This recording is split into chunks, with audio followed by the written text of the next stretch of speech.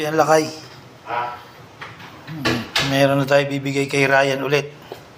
Gulay, pansit canton, adobo. Ayan, dali na natin.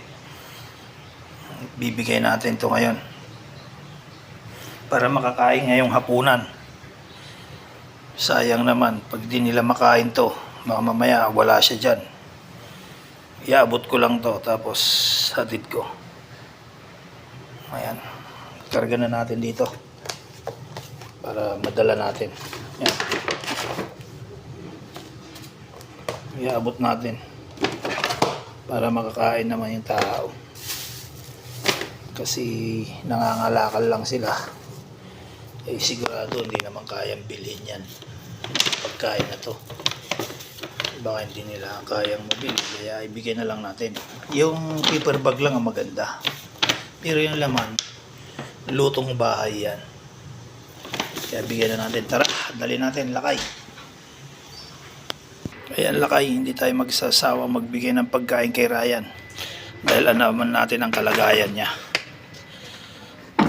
Basta't may nagbigay sa akin, bigay ko rin sa kanya. Ayan lakay, dali na natin. Sakto lakay, maliwanag pa. Nandyan ba si Ryan siguro, baka hindi pa siya nagpunta sun sa pinag-nangalakalan niya. Nangangalakal kasi yun eh. Kaya bigyan natin to. Wala dito si Ryan, wala dun sa yun ang kasing post na yun, dun sila nakatira eh. Pero wala dito, baka nandito. Dun si Ryan, tutulog na naman. Kaya bigyan natin to. Kahiga. Ayan. Ryan, tulog ka na naman, nahanap kita ron eh. Thank you Ryan. Pero tayo. Ayos. Kainin mo yan ha. Okay.